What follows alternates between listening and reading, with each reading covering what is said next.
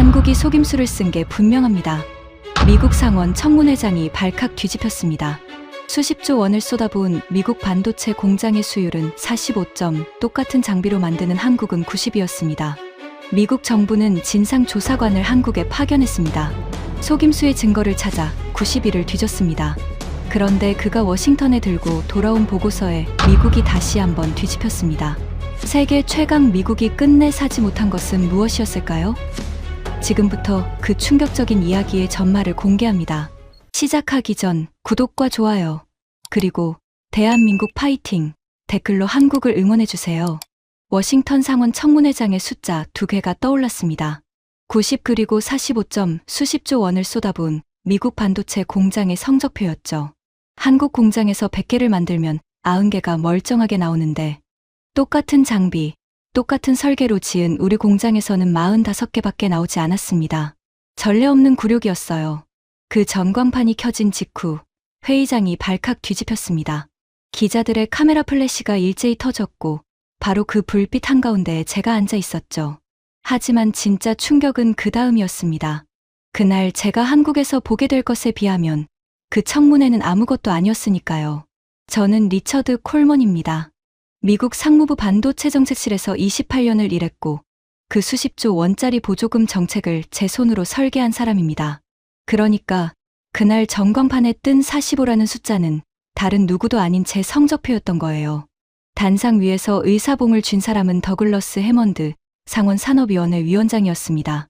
텍사스 출신의 거구, 정적의 경력 하나를 끝장내는 걸 아침 운동쯤으로 여기는 남자였죠. 그가 마이크를 끌어당기는 소리가 스피커를 타고 회의장 전체에 울렸습니다. 콜먼 자문관, 저 숫자를 국민들께 설명해 보시죠. 저는 마른 침을 삼켰습니다. 목구멍이 사포처럼 껄끄러웠어요. 수율 안정화에는 시간이 필요합니다. 반도체 산업의 특성상 시간이라. 해먼드가 코웃음을 쳤습니다. 당신은 4년 전에도 그 말을 했어요. 시간과 돈만 있으면 된다고. 그래서 우리가 줬잖습니까? 시간도, 돈도, 수십조 원을요. 그런데 결과가 뭡니까? 사막 한복판에 세운 세계에서 가장 비싼 고철 덩어리? 방청석에서 웃음이 터졌습니다. 그 웃음소리가 제 뒤통수에 화살처럼 꽂혔어요. 손바닥에 식은땀이 배어나왔습니다. 위원장님, 한국의 사례를 보면. 한국? 해먼드가 제 말을 자르고 몸을 앞으로 기울였습니다. 그의 그림자가 단상 아래까지 드리워졌죠. 지금 한국 얘기를 하셨습니까? 우리가 기술을 이전해 준 하청국가 말이죠. 쌀이나 수출하던 나라가 반도체를 만들게 된 게 누구 덕분입니까? 우리 덕분이에요. 장비는 네덜란드에서 사고 원천 기술은 우리한테서 받아간 나라입니다. 그런 나라 하나를 못 뺏겨서 당신은 국민 혈세 수십조 원을 애리조나 모래밭에 묻은 겁니다. 위원장님, 그건 내 말 안 끝났습니다. 그가 의사봉 손잡이로 단상을 툭툭 두드렸습니다. 내가 한국 공장 영상을 봤어요. 새하얀 옷 입고 줄지어 다니더군요. 그 사람들이 무슨 마법사라도 됩니까? 아니에요. 매뉴얼대로 움직이는 노동자들입니다. 엔지니어가 아니라 노동자요. 그런 나라가 90을 만드는데 미국이 45라는 건 둘 중 하나예요. 당신이 무능하거나 한국이 속임수를 쓰고 있거나. 회의장이 술렁였습니다. 저는 그 순간 제 안에서 뭔가가 차갑게 굳는 걸 느꼈어요. 분했습니다. 그런데 이상하게도 그 분노의 끝이 향한 곳은 해먼드가 아니었습니다. 한국이었어요. 그래요, 고백하겠습니다. 그날에 저는 해먼드와 똑같은 생각을 하고 있었습니다. 속임수, 그것 말고는 설명이 안 됐으니까요. 장비도 같고 설계도도 같고 재료도 같은데 수율만 2배 차이가 난다. 28년을 이 바닥에서 굴러먹은 제 상식으로는 불가능한 일이었습니다. 해먼드가 마지막 일격을 날렸습니다. 콜먼 자문관에게 90일을 주겠습니다. 한국에 직접 가세요. 가서 그 90이라는 숫자의 정체를 밝혀오세요. 속임수라면 증거를 가져오고 속임수가 아니라면. 그가 잠시 말을 멈추고 저를 내려다봤습니다. 당신 책상을 비우세요. 의사봉이 떨어졌습니다. 땅 하는 그 소리가 제 28년 경력에 박히는 못소리처럼 들렸어요. 청문회장을 나서는데 복도에서 기자들이 달려들었습니다. 마이크가 턱 밑까지 들어왔죠. 저는 딱 한마디만 했습니다. 한국이 속임수를 쓴 게 분명합니다. 제가 밝혀내겠습니다. 그 말이 다음 날 아침 모든 신문의 헤드라인이 됐습니다. 지금 생각하면 얼굴이 화끈거려서 견딜 수가 없는 문장이에요. 하지만 그때의 저는 정말로 그렇게 믿었습니다. 90일 뒤, 제가 워싱턴에 어떤 보고서를 들고 돌아오게 될지는 꿈에도 모른 채 말이죠. 출국 전 2주 동안 저는 한국 관련 자료를 전부 뒤졌습니다.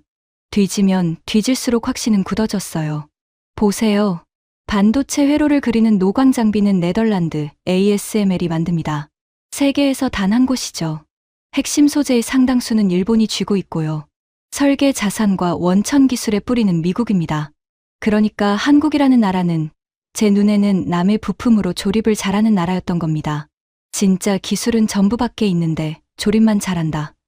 그건 베낄 수 있는 거예요. 돈과 시간만 있으면. 저는 노트에 이렇게 적었습니다. 가능성 첫째, 수율 데이터 조작. 둘째, 통계 기준을 다르게 잡는 눈속임. 셋째, 보고되지 않는 노동 착취. 이 세 가지 중 하나는 반드시 걸린다. 저는 그 노트를 덮으며 90일도 길다고 생각했어요. 30일이면 충분하다고요. 인천행 비행기 비즈니스석에 앉았을 때였습니다. 옆자리에 금발을 단정하게 묶은 50대 여성이 앉더군요. 서류 가방에 박힌 EU 마크가 보였습니다. 클라라 베르너입니다. EU 집행위 반도체 전략국에서 왔어요. 저는 속으로 웃었습니다. 유럽도 왔구나. 하긴 유럽 반도체법도 우리 못지않게 처참했으니까요. 수십조 원을 쏟아붓고도 첨단 공장 유치에 줄줄이 실패한 게 유럽이었습니다. 리처드 콜먼입니다. 상무부에서 왔습니다. 베르너 심의관도 한국 조사를 가시는 모양이죠. 조사요? 그녀가 묘한 표정으로 저를 바라봤습니다. 콜먼 자문관, 저는 이번이 7번째 방문이에요. 7번째라고요? 그럼 답을 찾으셨겠군요. 한국의 트릭이 뭡니까? 그 순간 베르너가 피식 웃었습니다. 그런데 그 웃음에는 조롱이 아니라 피로가 묻어 있었어요. 아주 깊은 피로가요.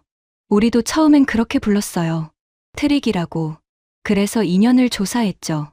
회계 전문가를 보냈고, 통계학자를 보냈고, 노동감독관까지 보냈어요.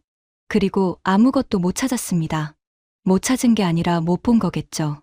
숨기는 게 있으면 찾는데 시간이 걸리는 법이니까. 콜먼 자문관. 그녀가 창밖으로 시선을 돌리며 말했습니다.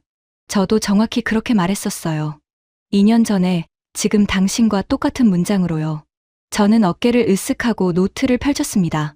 유럽이 2년 동안 못 찾은 걸 내가 찾는다. 그게 미국과 유럽의 차이다. 저는 정말로 그렇게 생각했습니다.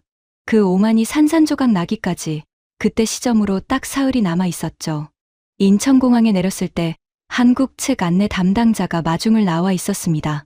정중하게 일정을 설명하는 그에게 제가 처음 건넨 말이 뭐였는지 아십니까? 조립공장 견학은 처음이라 기대가 되는군요. 조립공장. 저는 분명히 그렇게 말했습니다. 통역사의 표정이 한순간 굳는 게 보였어요. 하지만 한국 담당자는 화를 내지 않았습니다. 그저 조용히 미소를 지으며 이렇게 답했죠. 직접 보시면 뭐라고 부르실지는 자문관님께서 정하시게 될 겁니다. 호텔로 가는 차 안에서 저는 서울의 야경을 봤습니다. 솔직히 말하면 그 불빛들이 꽤 화려하다고 생각했어요. 하지만 동시에 이렇게도 생각했습니다. 불빛은 누구나 켤 수 있다. 문제는 저 불빛의 원천이 누구 기술이냐는 거지. 그날 밤 저는 워싱턴의 아내에게 전화를 걸어 이렇게 말했습니다. 한 달이면 끝나. 짐도 반만 풀었어. 아내는 웃으면서 그러라고 했죠. 결론부터 말씀드리면 저는 그 짐을 90일 내내 풀게 됩니다. 그리고 마지막 날에는 차마 싸지 못하고 한국에 두고 온 것이 하나 생기죠. 그게 뭐였는지는 이 이야기의 끝에서 말씀드리겠습니다. 조사 첫날, 기흥의 반도체 공장 정문을 통과하는 데만 신원 확인 절차가 3번 있었습니다. 방진복을 입고 에어샤워를 거치고 마침내 클린룸 참관 통로에 들어선 순간이었어요. 저는 그 자리에 멈춰 섰습니다. 끝이 보이지 않았습니다. 새하얀 공간이 축구장 몇 개 길이로 뻗어 있었고 천장에 매달린 레일을 따라 웨이퍼 운반 장치 수백 대가 소리 없이 미끄러지고 있었어요. 공기에서는 아무 냄새도 나지 않았습니다. 무균실 특유의 냄새가 없다는 냄새. 들리는 건 기계들의 낮은 숨소리 같은 진동음뿐이었죠. 그리고 정면 벽에 그 전광판이 있었습니다. 실시간 수율 93.2. 저는 제 눈을 의심했어요. 90도 아니고 93이라니. 청문회장에서 본 그 숫자보다도 높았습니다. 제 옆에 서 있던 공장 측 임원이 제 시선을 따라가더니 담담하게 말했습니다. 이번 분기 들어 라인 상태가 좋습니다. 좋다. 우리 애리조나 라인 책임자들은 45를 만들어 놓고도 장비 탓, 날씨 탓, 공급망 탓을 했습니다. 그런데 이 사람들은 93을 띄워놓고 좋다는 한마디로 끝내는 거예요. 저는 그 여유가 거슬렸습니다. 아니, 정확히 말하면 의심스러웠죠. 저 숫자, 실시간이라고 하셨죠.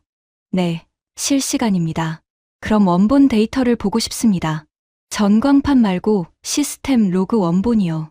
지금 이 자리에서 무례한 요구였습니다. 사실상 당신들이 숫자를 조작하고 있는지 보겠다는 말이었으니까요. 통역사가 머뭇거렸고 동행한 우리 측 직원이 제 소매를 살짝 잡아당겼습니다. 하지만 저는 물러서지 않았어요.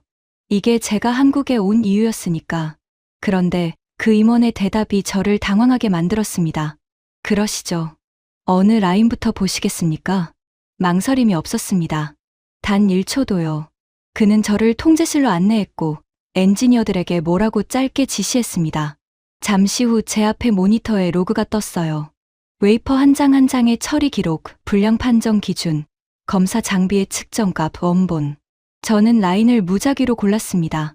제가 고르게 해달라고 했고 그들은 그러라고 했죠. 저는 그날 6시간 동안 그 자리에 앉아 있었습니다. 점심도 걸렀어요. 무작위로 라인을 바꿔가며 기간을 바꿔가며 불량 판정 기준의 정의까지 미국 기준과 하나하나 대조했습니다. 28년 경력을 전부 쏟아부었죠. 어딘가 한 군데는 어긋나야 했습니다. 어긋나 줘야 했어요. 그래야 제 28년이, 제 보조금 정책이, 제 조국의 45라는 숫자가 설명이 되니까요. 6시간 뒤 저는 펜을 내려놨습니다. 아무것도 없었습니다. 기준은 오히려 우리보다 엄격했고 숫자는 전광판보다 로그가 더 좋았습니다. 전광판의 93은 보여주기용으로 부풀린 숫자가 아니라 오히려 보수적으로 낮춰 잡은 숫자였던 거예요. 등골이 서늘해졌습니다. 펜을 쥐고 있던 손이 가늘게 떨렸어요. 조작이 아니라면 그럼 뭐란 말입니까? 똑같은 장비, 똑같은 설계, 더 엄격한 기준. 그런데 93과 45점. 통제실을 나서는데 그 임원이 따라 나오며 물었습니다. 찾으시는 건 찾으셨습니까? 저는 솔직하게 답할 수밖에 없었습니다. 아니요. 찾으려던 건 못 찾았습니다. 대신 질문이 하나 생겼습니다. 조작이 아니라면 도대체 비결이 뭡니까? 장비입니까? 우리가 모르는 개조라도 한 겁니까? 그가 처음으로 소리내어 웃었습니다. 장비는 자문관님 나라 공장에 있는 것과 똑같습니다. 같은 회사, 같은 모델이요. 그럼 뭡니까? 그는 잠시 저를 바라보더니 손가락으로 클린룸 쪽을 가리켰습니다. 방진복을 입은 사람들이 라인 사이를 오가고 있었죠. 내일 새벽에 다시 오시겠습니까? 미리 말씀드리는데 보여드릴 수 있는 건 없습니다. 그냥 보시게 될 겁니다. 보여줄 수는 없는데 보게 될 거라니. 호텔로 돌아오는 차 안에서 저는 그 수수께끼 같은 말을 곱씹었습니다. 그리고 베르너가 비행기에서 했던 말이 떠올랐어요. 2년을 조사했고 아무것도 못 찾았다던 말이요. 하지만 저는 고개를 저었습니다. 아직이다. 데이터가 깨끗하다고 전부 깨끗한 건 아니다. 분명 어딘가에 숨겨진 게 있다. 그날 밤 저는 노트의 첫 번째 줄, 데이터 조작이라는 글자 위에 천천히 줄을 그었습니다. 3가지 가능성 중 하나가 지워진 거예요. 펜을 멈춘 채 저는 한참을 들여다봤습니다. 남은 건 2줄. 그리고 제게 남은 시간은 87일이었습니다. 그때까지만 해도 저는 몰랐습니다. 다음 날 새벽 3시, 제 남은 2줄이 한꺼번에 지워지게 될 줄은요. 그리고 그 자리에 제 28년 인생을 통째로 뒤흔드는 문장 하나가 적히게 될 줄은 말입니다. 다음 날 새벽 2시, 저는 기흥공장 통제실 구석에 앉아 있었습니다. 어제 그 임원이 내일 새벽에 오라고 했을 때 저는 일부러 약속 시간보다 1시간을 일찍 갔어요. 보여주기로 준비된 장면이 아니라 준비되지 않은 민낯을 보고 싶었으니까요. 28년 관료 생활에서 배운 게 하나 있다면 진실은 늘 예고 없이 찾아간 자리에 있다는 겁니다. 통제실은 조용했습니다. 야간 근무자들이 모니터 수십 개를 앞에 두고 앉아 있었고 창 너머 클린룸에서는 운반 장치들이 변함없이 미끄러지고 있었어요. 저는 식어버린 커피를 홀짝이며 생각했습니다. 새벽이라고 다를 게 뭐가 있겠나. 기계는 어차피 24시간 도는 건데. 새벽 3시 4분이었습니다. 날카로운 경고음이 통제실을 갈랐습니다. 모니터 하나가 붉게 변했고 화면에 장비 이상이라는 글자가 떴어요. 저는 반사적으로 손목시계를 봤습니다. 그리고 속으로 카운트를 시작했죠. 자, 보자. 이제 어떻게 하나. 제가 왜 시계를 봤는지 아십니까? 애리조나에서 똑같은 장면을 봤기 때문입니다. 몇 달 전 애리조나 공장 시찰 때였어요. 새벽에 장비 알람이 울렸습니다. 그런데 아무도 오지 않았어요. 통제실 야간 근무자가 어딘가에 전화를 걸었고 수화기 너머에서 돌아온 대답을 제가 똑똑히 들었습니다. 제 근무 시간은 아침 9시부터인데요. 전화를 끄는 근무자는 어깨를 으쓱하며 제게 말했죠. 내일 아침에 처리될 겁니다. 그 라인에서 만들어지던 웨이퍼들은 그날 밤 전부 폐기됐습니다. 수백억 원어치가요. 그때 공장 운영 총괄이던 브래드 휘트먼이 제게 했던 말을 저는 평생 못 잊을 겁니다. 그는 와인잔을 돌리면서 이렇게 말했어요. 콜먼, 새벽에 기계가 멈췄다고 자는 사람을 깨우는 건 야만입니다. 한국식으로 하자는 겁니까? 그건 인권 문제예요. 우리는 문명국답게 일합니다. 문명국답게. 그 문명의 성적표가 45였습니다. 그래서 저는 기흥의 그 새벽, 시계를 보며 기다렸던 겁니다. 한국이라고 다르겠나. 새벽 3시잖아. 다들 자고 있을 시간이잖아. 3분이 지났습니다. 야간 근무자들이 매뉴얼에 따라 1차 조치를 하는 게 보였어요. 여기까지는 애리조나도 했습니다. 문제는 장비를 열어야 하는 상황. 그러니까 전문 엔지니어가 와야 하는 상황이었죠. 근무자 한 명이 전화를 들었습니다. 저는 속으로 생각했어요. 자, 이제 저 수화기 너머에서 뭐라고 하는지 보자. 7분이 지났을 때 통제실 문이 열렸습니다. 한 남자가 들어왔어요. 50대 중반쯤 됐을까. 방진복을 입고 있었는데 목 부분으로 잠옷깃이 삐져나와 있었습니다. 머리는 채 마르지 않은 채였고 숨이 가빴어요. 그는 누구와도 인사하지 않고 곧장 모니터 앞으로 가더니 화면을 30초쯤 들여다보고는 클린룸으로 들어갔습니다. 저는 다시 시계를 봤습니다. 알람이 울리고 11분이었어요. 11분. 새벽 3시에 자다가 11분. 저는 옆에 있던 안내 담당자에게 물었습니다. 저 사람이 누굽니까? 담당자가 답했어요. 이 라인 담당 수석 엔지니어 강민호 씨입니다. 28년째 이 공장에서 일하고 계시죠? 28년. 저와 같은 세월이었습니다. 저는 그 28년 동안 워싱턴의 책상에서 정책을 설계했고 저 사람은 28년 동안 새벽 3시에 잠옷 위에 방진복을 입었던 겁니다. 1시간쯤 지났을까요?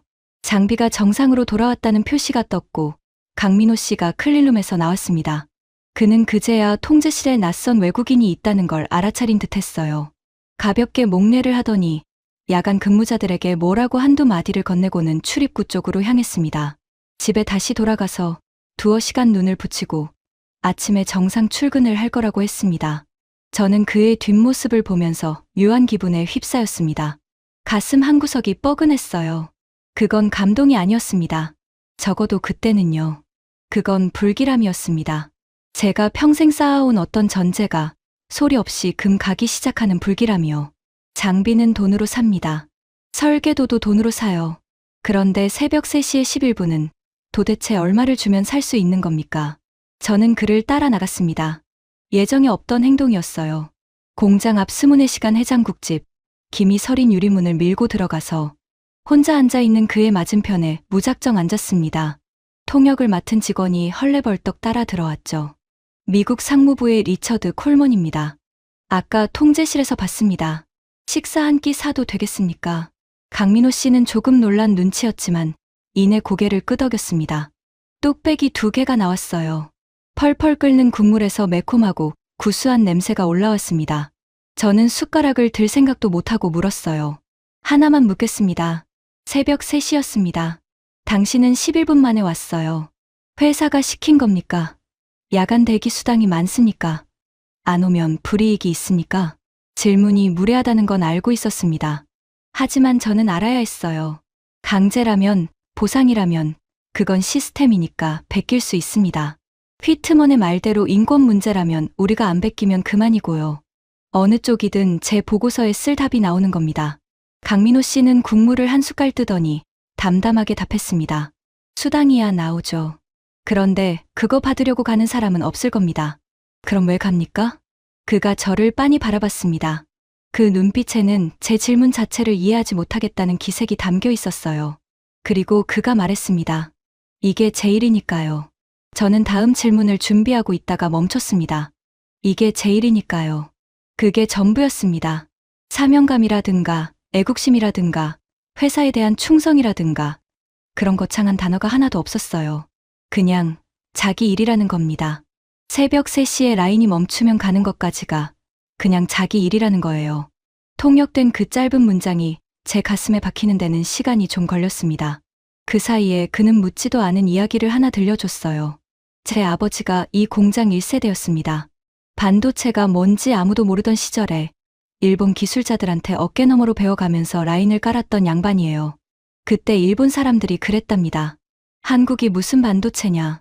너희는 10년 해도 안 된다. 그가 숟가락을 내려놓고 잠시 창밖을 봤습니다. 새벽 어스움 속에서 공장의 불빛이 환하게 빛나고 있었죠. 아버지는 명절에 집에 안 계셨습니다. 어릴 땐 그게 참 미웠어요. 그런데 제가 이 일을 시작하고 첫 명절에 라인 당직을 서는데 그날 이상하게 아버지 생각이 나서 혼자 한참을 울었습니다. 아, 그 양반이 미워서 안 온 게 아니었구나. 자기 일이라서 못 온 거였구나. 저는 그 순간 목구멍이 뜨거워지는 걸 느꼈습니다. 뚝배기에서 올라오는 김 때문이라고 생각하고 싶었지만 아니라는 걸 저도 알고 있었어요. 지금 새벽에 같이 뛰어오는 후배들이 있습니다. 걔들 보면 제 아버지가 보여요. 저도 보이고요. 그게 라인을 지키는 겁니다. 기계가 아니라요. 저는 그날 노트에 적어둔 3가지 가능성 중 마지막 줄, 노동 착취라는 글자를 떠올렸습니다. 착취, 그 단어가 얼마나 한심한 가설이었는지 저는 해장국집에 그 자리에서 뼈저리게 깨달았어요. 강제로 시켜서 새벽 3시에 11분 만에 올 수 있는 인간은 세상에 없습니다. 보상으로도 안 됩니다. 그건 이대에 걸쳐 쌓인 자기 일이라는 내 글자에서만 나오는 속도였던 거예요. 계산을 하겠다고 하니 그가 한사코 말렸지만 저는 우겨서 2그릇 값을 냈습니다. 9,000원이었어요. 수십조 원을 쓰고도 못 산 답을 저는 9,000원짜리 해장국집에서 들은 셈입니다. 호텔로 돌아와 저는 노트를 펼쳤습니다. 데이터 조작에 그어진 줄 밑으로 통계 눈속임과 노동 착취에도 천천히 줄을 그었어요. 사흘 만에 3줄이 전부 지워졌습니다. 그리고 빈자리에 저는 이렇게 적었습니다. 가설 넷째. 우리가 사람을 잘못 이해했다. 쓰고 나서 한참을 들여다봤습니다. 이게 보고서에 쓸 수 있는 문장입니까? 해먼드 앞에서 이걸 읽으면 무슨 일이 벌어질까요? 저는 노트를 덮었습니다. 아직은 인정하고 싶지 않았으니까요. 일주일 뒤, 저는 서울 시내의 한 호텔 세미나장에서 베르너를 다시 만났습니다. 한국 반도체 산업 설명회 자리였는데 그날의 주제가 HBM이라는 물건이었어요. 솔직히 고백하면 저는 그날까지도 HBM을 그냥 메모리의 일종 정도로만 알고 있었습니다. 그런데 그날 들은 이야기는 메모리 기술 이야기가 아니었습니다. 그건 제가 들어본 어떤 기업 드라마보다 지독한 이야기였어요. 연단의 발표자가 들려준 이야기는 이랬습니다. 한국에 한 메모리 회사가 있었습니다. 한때는 빚더미에 올라앉아 채권단 관리를 받던 곧 문 닫는다는 소문이 파다하던 회사였어요. 그 회사가 어느 날 무모한 도전을 시작합니다. 메모리 칩을 단층 집처럼 펼쳐 만들던 시대에 아파트처럼 수직으로 쌓아 올리겠다는 거였죠. 층과 층 사이에 머리카락보다 가는 구멍, 수천 개를 뚫어서 데이터가 오르내리는 초고속 엘리베이터를 만들겠다는 겁니다. 업계 전체가 비웃었습니다. 기술적으로 지옥이고 만들어봤자 사줄 사람도 없다고요. 실제로 그랬습니다. 세계 최초로 만들어냈는데 시장이 없었어요. 너무 빨랐던 겁니다. 그 회사 안에서 이 기술을 개발하던 부서에는 오지라는 별명이 붙었다고 합니다. 거기 가면 출세는 끝이라는 유배지 취급을 받았다는 거예요. 발표자가 말했습니다. 보통 회사라면 3년 안에 접습니다. 이 회사는 16년을 갔습니다. 16년. 세미나장이 웅성거렸어요. 16년 동안 아무도 알아주지 않는 기술을 유배지 소리를 들어가며 갈고 닦은 겁니다. 언젠가 세상이 폭발적인 속도의 메모리를 필요로 하는 날이 반드시 온다는 그 한 줄짜리 믿음으로요. 그리고 AI의 시대가 왔습니다. AI 두뇌를 만드는 회사, 그 유명한 엔비디아가 전 세계를 뒤졌습니다. AI를 돌리려면 어마어마하게 빠른 메모리가 필요한데 그걸 제대로 만들 수 있는 회사가 지구상에 사실상 한 곳뿐이었던 겁니다. 16년 동안 유배지에서 칩을 쌓아 올리던 바로 그 사람들이요. 부도 직전까지 갔던 회사 앞에 세계에서 가장 비싼 기업이 줄을 서는 그림이 펼쳐졌습니다. 지금 그 회사는 이 시장의 60%를 쥐고 있습니다. 발표가 끝나고 저는 옆자리에 베르너가 이상할 정도로 조용하다는 걸 깨달았습니다. 돌아보니 그녀는 메모하던 펜을 내려놓은 채 허공을 보고 있었어요. 손끝이 미세하게 떨리고 있었습니다. 베르너 심의관, 괜찮습니까? 그녀가 천천히 고개를 돌렸습니다. 그리고 제가 평생 잊지 못할 말을 했어요. 콜먼 자문관, 저는 오늘 유럽이 왜 졌는지 알았습니다. 무슨 말씀이신지.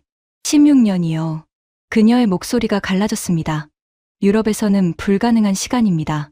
우리는 3년 적자가 나면 이 사회가 경영진의 목을 자릅니다. 주주들이 들고 일어나고 언론이 실패한 투자라고 낙인을 찍죠. 16년 동안 돈 안 되는 기술에 사람과 돈을 묻어두는 회사는 유럽에선 살아남을 수가 없어요. 우리가 한국에 진 게 아닙니다. 우리의 3년이 한국의 16년에 진 겁니다. 그녀는 잠시 말을 멈췄다가 거의 혼잣말처럼 덧붙였습니다. 2년 동안 한국의 트릭을 찾아다녔어요. 오늘에서야 알겠네요. 트릭은 있었습니다. 그런데 그건 베낄 수 있는 트릭이 아니에요. 기다림이라는 트릭은 베끼는 데에도 16년이 걸리니까. 저는 아무 대답도 하지 못했습니다. 유럽 측 조사 책임자가 미국 측 조사 책임자 앞에서 백기를 드는 순간이었어요.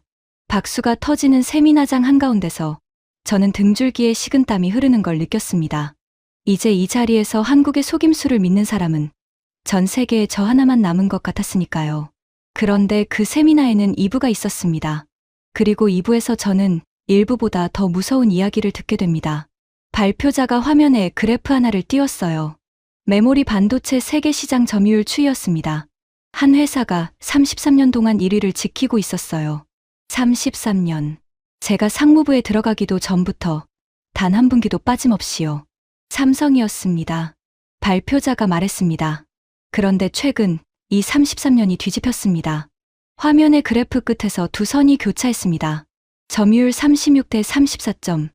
그 유배지 16년의 회사 SK하이닉스가 삼성을 제치고 사상 처음 세계 1위에 올라선 거예요. 분기 매출 97억 달러 대 90억 달러. 세미나장이 다시 술렁였습니다. 저는 처음에 이렇게 생각했어요. 아, 삼성이 흔들리는구나. 한국의 시대에도 금이 가는구나. 솔직히 약간의 안도감마저 들었습니다. 부끄럽지만 사실입니다. 그런데 다음 순간 발표자의 한마디가 제 뒤통수를 후려쳤습니다. 그리고 이 두 회사를 합치면 세계 시장의 70%가 한국입니다. 70%. 저는 그 자리에서 얼어붙었습니다. 1위가 바뀌었는데 1위도 한국이고 2위도 한국이라는 겁니다. 33년 왕좌가 뒤집히는 지각 변동이 일어났는데 그 지각 변동이 일어난 대륙 전체가 한국 땅이라는 거예요. 그 순간 제 머릿속에서 90일 동안 흩어져 있던 조각들이 한꺼번에 맞춰지기 시작했습니다. 저는 그동안 무엇을 베끼려고 했던 겁니까? 공장 하나를 베끼려고 했습니다. 삼성의 공장, 그 장비, 그 설계를요. 그런데 제가 한국에서 본 건 공장이 아니었어요.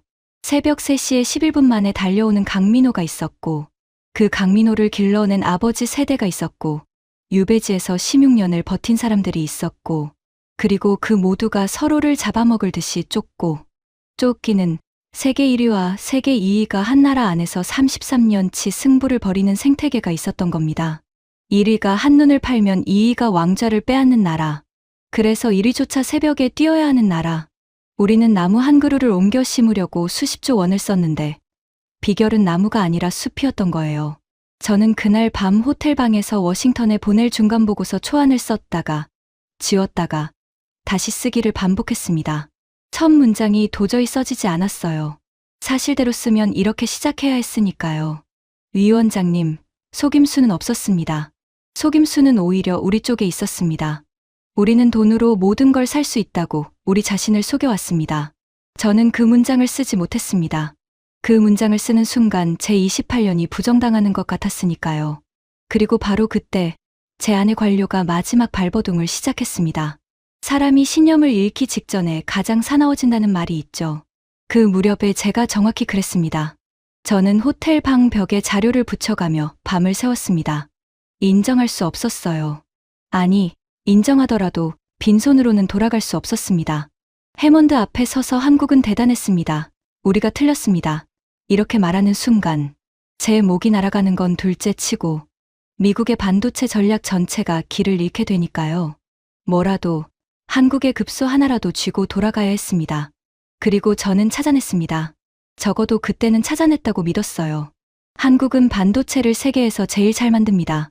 인정합니다. 그런데 그 반도체를 만드는 도구와 재료는 어디 겁니까? 회로를 그리는 초정밀 노광 장비는 네덜란드 ASML이 전 세계에서 혼자 만듭니다. 한 대에 수천억 원짜리 그 장비를 사려고 삼성도 SK하이닉스도 돈다발을 들고 줄을 서요. 핵심 소재는 어떻습니까? 특수약품과 정밀 부품 중에는 일본이 90% 넘게 쥐고 있는 품목들이 있습니다. 그러니까 한국이라는 거인은 목줄을 2개나 차고 있는 거인이었던 겁니다. 네덜란드라는 목줄, 일본이라는 목줄, 그리고 그 목줄의 끝을 거슬러 올라가면 상당 부분이 미국의 손에 닿아 있었죠. 저는 쾌재를 불렀습니다. 손이 떨릴 정도로 흥분했어요. 노트북을 열고 보고서 초안의 제목을 두드렸습니다. 대한민국 반도체 산업의 구조적 급소에 관한 보고. 손가락이 키보드 위를 날아다녔습니다. 한국의 수율은 진짜다. 사람도 진짜다. 그러나 소재와 장비의 공급선을 조이면 그 모든 진짜가 멈춘다. 미국은 베끼기 전략을 폐기하고 목줄 전략으로 전환해야 한다. 저는 새벽까지 20장을 내리썼습니다. 90일 만에 처음으로 워싱턴의 그 청문회장에서 고개를 들 수 있을 것 같았어요. 다음 날 오후 저는 들뜬 기분으로 한 국제 세미나에 참석했습니다. 동북아 반도체 공급망이 주제였는데 제 보고서를 보강할 자료를 얻을 수 있겠다 싶었죠.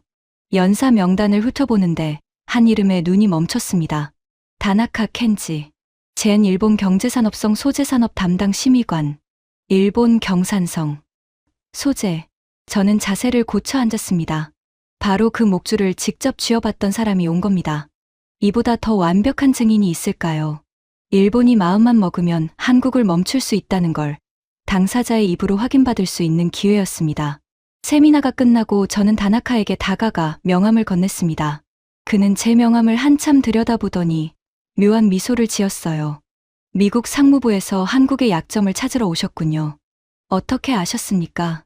요즘 서울에서 당신을 모르는 사람이 없습니다. 콜먼 자문관. 속임수를 밝히겠다던 그 미국인이죠. 그가 창가 쪽 테이블을 가리켰습니다. 차 한잔 하시죠. 마침 당신 같은 분에게 꼭 들려주고 싶은 이야기가 하나 있습니다. 무슨 이야기입니까? 다나카는 자리에 앉으며 아주 천천히 말했습니다. 당신이 지금 쓰고 있는 그 보고서 말입니다.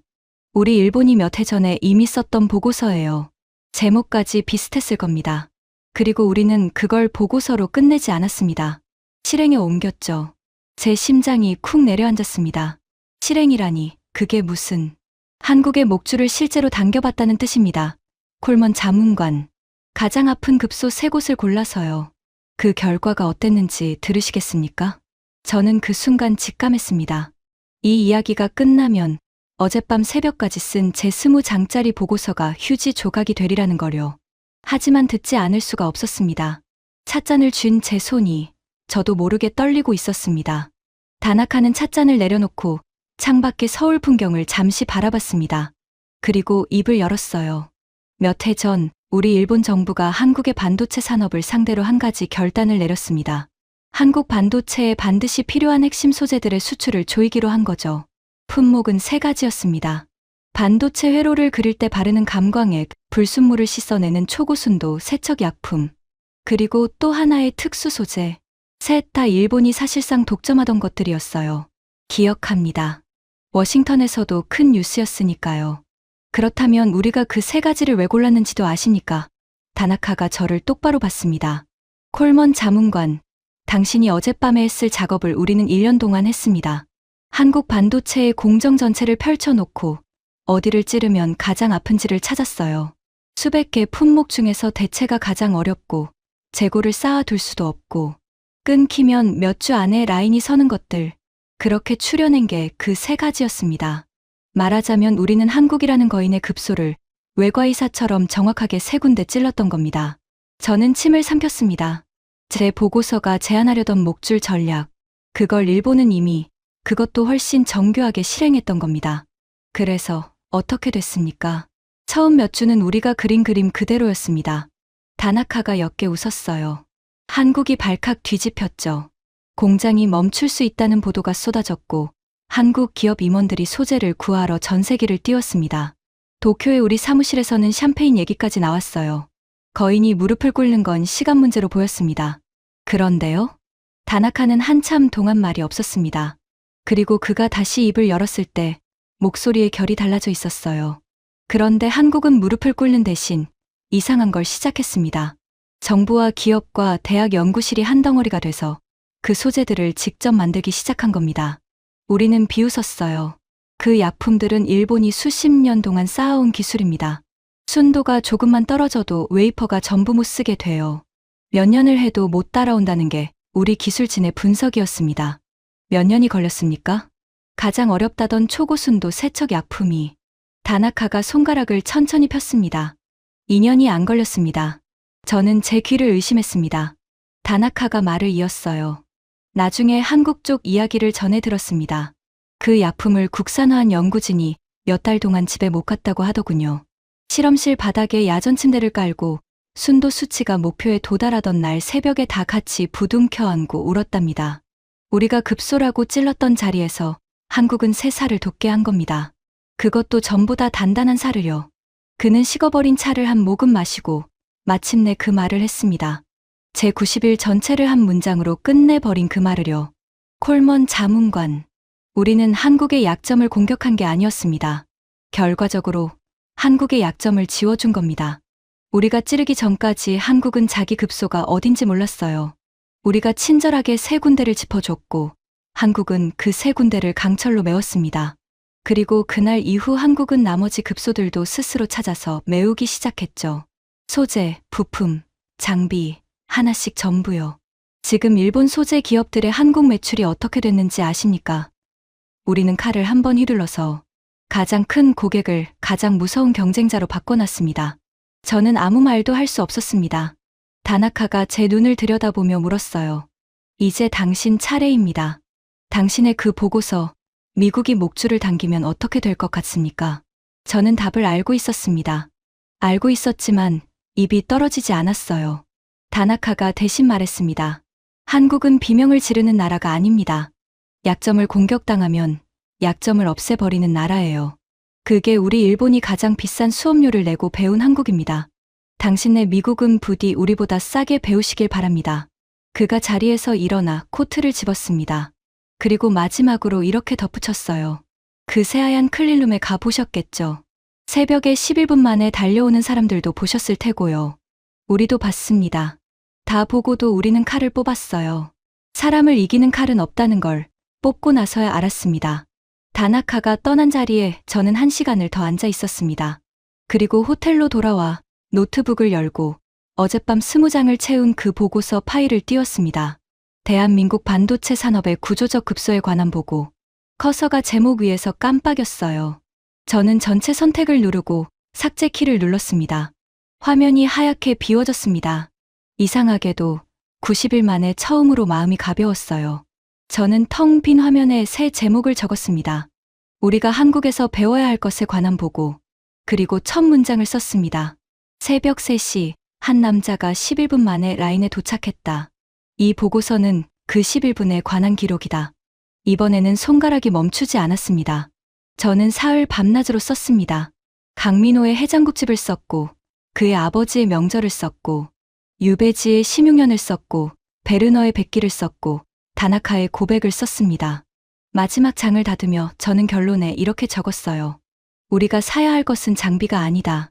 우리가 가장 먼저 사야 할 것은 돈으로 살 수 없는 것이 무엇인지에 대한 인식이다. 90일째 되던 날, 저는 워싱턴으로 돌아갔습니다. 해먼드 위원장실은 그날따라 사람이 많았습니다. 보좌관들, 위원회 소속 의원 두엇, 그리고 어디서 소식을 들었는지 기자도 한 명 와 있었어요. 다들 구경을 온 겁니다. 한국의 속임수를 밝히겠다고 큰 소리치고 떠난 남자가 무엇을 들고 왔는지를요. 저는 보고서를 해먼드의 책상 위에 올려놨습니다. 그는 시가를 문 채 표지를 받고 제목을 읽는 그의 눈썹이 일그러졌습니다. 우리가 한국에서 배워야 할 것. 그가 코웃음을 쳤습니다. 콜먼, 지금 장난합니까? 90일 동안 수억 원의 출장비를 쓰고 가져온 게 한국 찬가예요? 위원장님, 일단 읽어보시면. 읽어볼 필요도 없어요. 그가 보고서를 손끝으로 밀어냈습니다. 보고서가 책상 모서리에서 기우뚱했죠. 속임수를 못 찾았으면 능력이 없는 거고, 안 찾았으면 한국에 넘어간 거지. 어느 쪽입니까? 90일 전에 내가 분명히 말했을 텐데요. 빈손이면 책상을 비우라고. 방 안의 시선이 전부 제게 꽂혔습니다. 예전에 저였다면 그 시선에 무너졌을 겁니다. 하지만 그날의 저는 이상할 만큼 평온했어요. 새벽 3시에 11분을 본 사람은 워싱턴의 시가 연기 따위에 흔들리지 않게 되는 모양입니다. 위원장님, 저는 속임수를 찾으러 갔고 대신 답을 찾아왔습니다. 그 답이 마음에 안 드신다고 해서 답이 아니게 되지는 않습니다. 우리가 45인 이유는 한국에 있지 않았습니다. 우리 안에 있었습니다. 그 보고서에는 90이라는 숫자를 만드는 사람들의 이야기가 들어 있습니다. 읽지 않으셔도 좋습니다. 하지만 읽지 않으신다면 미국의 45는 영원히 45일 겁니다. 해먼드의 얼굴이 시뻘개졌습니다. 그가 시가를 재떨이에 지식이며 몸을 일으켰어요. 이건 보고서가 아니라 변명문이군. 잘 들어요, 콜먼. 내일 아침 위원회를 소집해서 당신 회의만을. 바로 그 순간이었습니다. 위원장실 문이 벌컥 열렸습니다. 젊은 보좌관 하나가 노크도 없이 뛰어들어왔어요. 얼굴이 하얗게 질려 있었습니다. 위원장님, 죄송합니다. 지금 바로 보셔야 할 속보가. 뭐야? 지금 회의 중인 거 안 보여? 엔비디아입니다. 보좌관이 숨을 몰아쉬며 말했습니다. 방금 발표가 났습니다. 차세대 AI 칩에 들어갈 핵심 메모리 물량을 한국 기업들이 사실상 전량 가져갔습니다. 우리 쪽 물량은 없습니다. 시장이 뒤집어졌고 지금 방송사들이 전부 위원장님 코멘트를 요청하고 있습니다. 한국 때리기로 보조금 실패를 덮으려 했던 게 아니냐는 질문까지 나오고 있어서 방 안이 얼어붙었습니다.